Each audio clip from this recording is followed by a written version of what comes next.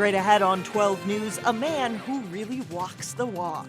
I walk morning, afternoon, and evening. Meet the finest stepper in Hennepin County. Then, how much salt do you eat? You may be surprised to find out. But first, the end of Rainbow. Customers are wondering now what might take this Maple Grove grocery store's place. 12 News starts right now. Hello, and thanks for joining us. The Twin Cities is losing a grocery chain. Rainbow Foods shut down 9 locations today. One of those is in Maple Grove, and Eric Nelson was there on a bittersweet day. I just hate to see it go. It literally is the end of the rainbow for Rainbow Foods in Maple Grove. The store is closing for good. I'm very sad. And shoppers paid their final respects today. It's very sad, and that's all I can say. I just wanted to stop by one last time before it's all done. Rainbow's demise is no surprise. The Twin Cities is a hyper-competitive grocery market, and Rainbow's parent company, Roundy's, is swimming in red ink. Roundy's is way in debt, extremely in debt. They're financially distressed. In the end, Rainbow simply could not keep up with the competition. I think they were just completely outclassed. They can't compete on price, and they can't compete on quality and service. However, Rainbow has a core of loyal patrons, and they will miss their neighborhood supermarket. It's always sad when you see a business folding up. It affects people, the employees, the customers, of course. It's very sad. Yeah, and for the people that work there, I've heard some pretty sad stories about they don't know what they're going to do now. When these doors close for the final time tonight, that will mark the end of the Rainbow era here in Maple Grove. What comes next? Well, nobody is quite sure. In Maple Grove, Eric Nelson, Channel 12 News.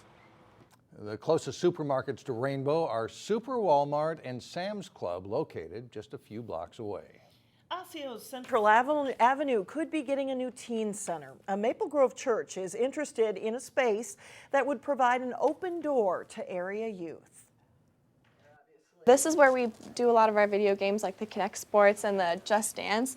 But as you see, it's a kids' room most of the time, so we have to tear that down every week and set it back up before we leave. 15-year-old Riley Haugo admits it's not ideal to have Wednesday youth group gatherings in the small office center for Passion Church. We have been looking for a bigger place for us to hang out because it is getting a little bit crowded. The 6-year-old independent church gathers Sundays at Maple Grove High School, but Pastor Jonathan Brozozog wants his growing youth group to have its own place to go during the week. We just want to create a place where they can move around a bit more, have a little more fun, a little more excitement. Downtown Osseo at the corner of Central and First Avenue could be just the spot. I could just see several locations for them to just chill, hang out, plug in their iPhones, plug in their iPods or iPads or whatever it is, but really just a place for us to connect and a place for us to gather. He envisions a teen center bringing new life to this corner, remodeling the inside of this 2,000 square foot space to welcome dozens of Maple Grove and Osseo area youth. We want to be able to open it up to teenagers throughout the week for them to come in, grab a coffee, work on their homework, engage our youth leaders here, get some direction, get some advice, encouragement. And that sounds encouraging to Riley Haugo. There's going to be like computers to do homework. It'll be a nice, safe place where we can always go. The Osseo City Council still must approve the proposal. They are expected to take it up on Monday. Bids are due by the end of the month to build the Northwest Metro's first youth homeless shelter. It would be built on 76th Avenue behind Applebee's and adjacent to U.S. Bank. Brooklyn Park's Economic Development Authority has budgeted nearly $1 million for the project. Construction for the 12-bed shelter is scheduled to begin next month and be ready for use in December. How can locally and minority-owned businesses win more city contracts? That's a question the Brooklyn Park Human Rights Commission has been looking at for several years. But a proposal to give preference to minority-owned businesses failed to get a warm reception from the City Council Monday night. Council members were generally opposed to more regulations and afraid that costs would rise if a company other than the low bidder wins a contract. They did ask the staff to work on ways to keep city business local when possible. The Human Rights Commission really brought forward an idea, something that they've been working on for the last 4 or 5 years, to really talk about how does the city make its purchases, and how can we make sure that we maximize the value to our community through our purchases. City leaders say making an effort to buy local is something they will look at and may come back with a proposal later this year.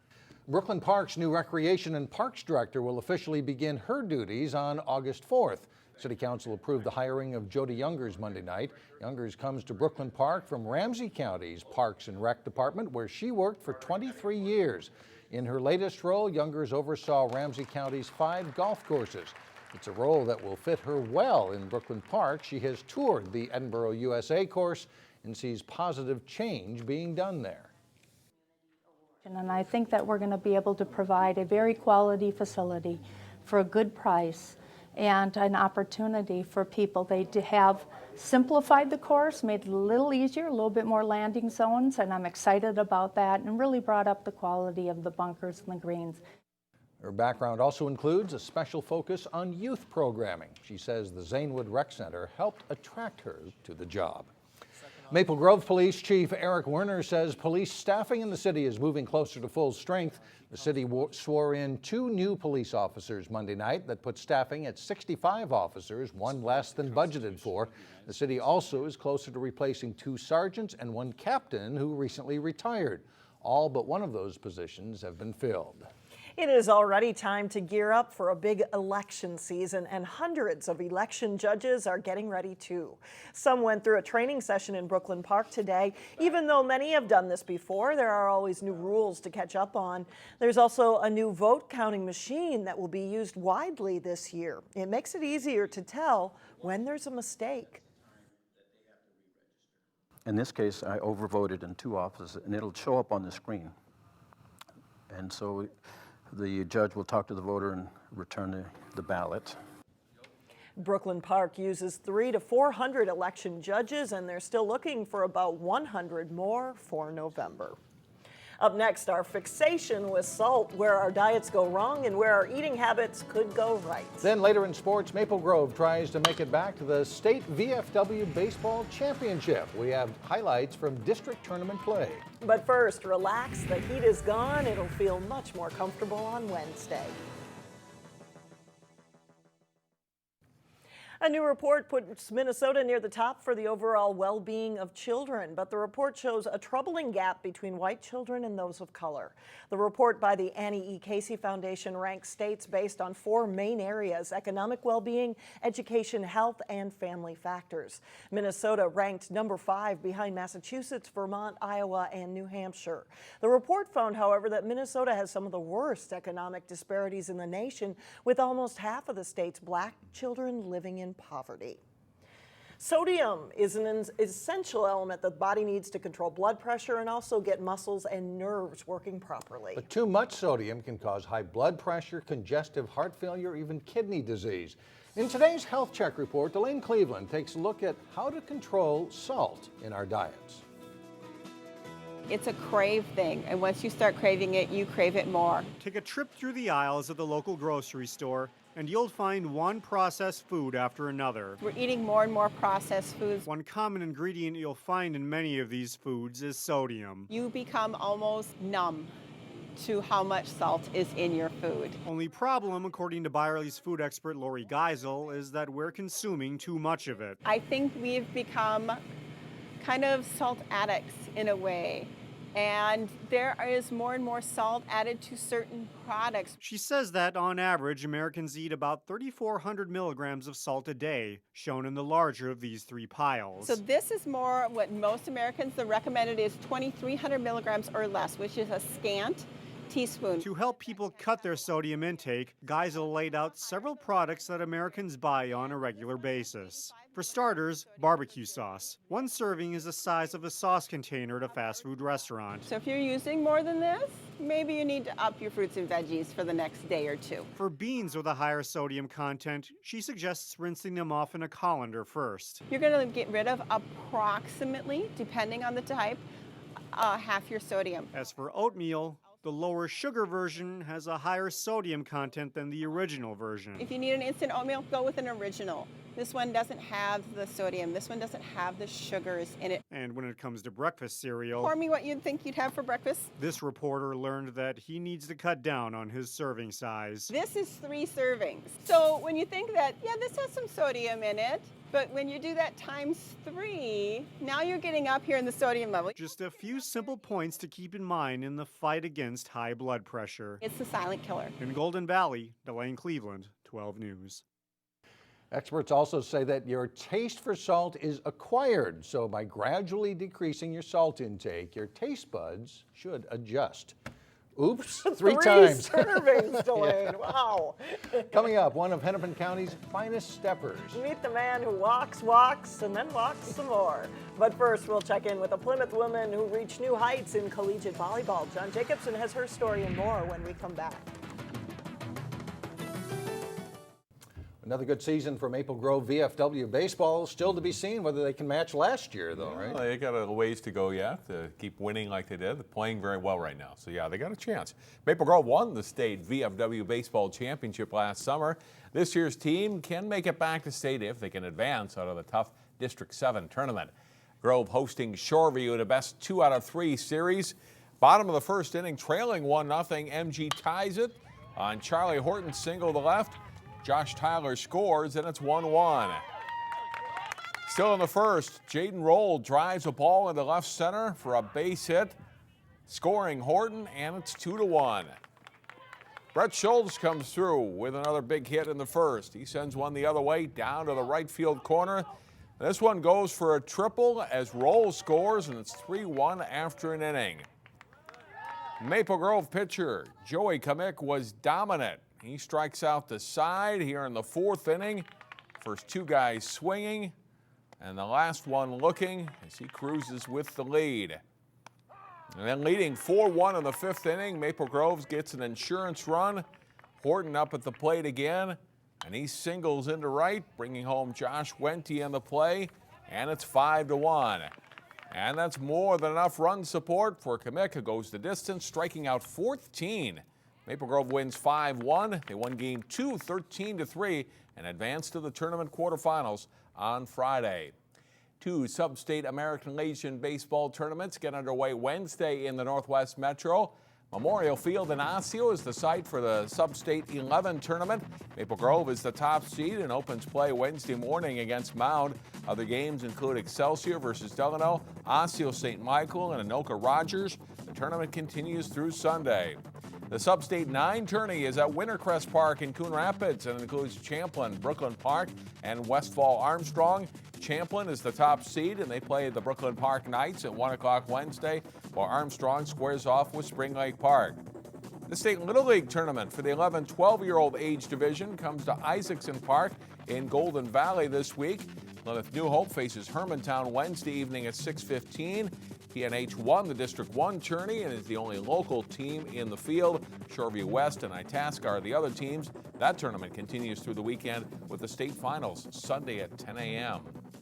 Dominique Thompson's first love was basketball, and she didn't even start playing volleyball until her freshman year at Armstrong High School. But the Plymouth native was a quick study and is now a standout middle blocker at the University of Wisconsin. Jason Melillo profiles Thompson in this week's The Next Level. The Wisconsin Badgers made a thrilling run to the national title game this past season, and right in the middle of it all was Dominique Thompson. Once it came to be true, like, it was surreal. Like, I still can't even believe that that's what really we did last year. Back set, Thompson got it. Wisconsin shocked #1 seed and defending national champ Texas in the semifinals before falling to Penn State in the title game. The Badgers were the lowest seed to ever qualify for the championship match. The better we did, the more we learned, the more confident we got in each other, the more confident we got in, like, our coaches, what they were doing. Like, they gave us perfect game plans for every single thing, and we just knew we just had to go out there and execute what they told us that we needed to do. And it was like, there was no worries. You just knew we knew we were going to win. Like, we weren't worried about anything. We just had to play our game. Thompson was third on the team in kills and second in blocks, and talent like that gets noticed. Thompson was invited to play on the college national team this summer, which is considered a stepping stone to Team USA. If my pathway led that way, yes. I mean, I would like to play volleyball after college, and seeing, depending on what happens, maybe I will do that. Who knows? Really, I'm open to anything. Thompson might have a chance to play for Team USA in the future, but it's not something she dwells on. Thompson simply loves playing volleyball and is excited for her senior season in Madison and hopefully another shot at a national title. Jason Malillo, 12 Sports. Dominique comes from a very athletic family. Her mother, Stephanie, played college volleyball at Iowa, and her father, Daryl, played football at the U of M, followed by 5 years with the Green Bay Packers. Dominique's sister, Indigo, graduated from Armstrong this spring and will play collegiate volleyball at Virginia Commonwealth University. You got to say it's in the DNA. Yeah, there. who's the best athlete in that family? Thanks, John. He could walk 500 miles and then walk 500 more. Meet the man who walked nearly 1,000 miles and plans to keep right on going when we come back.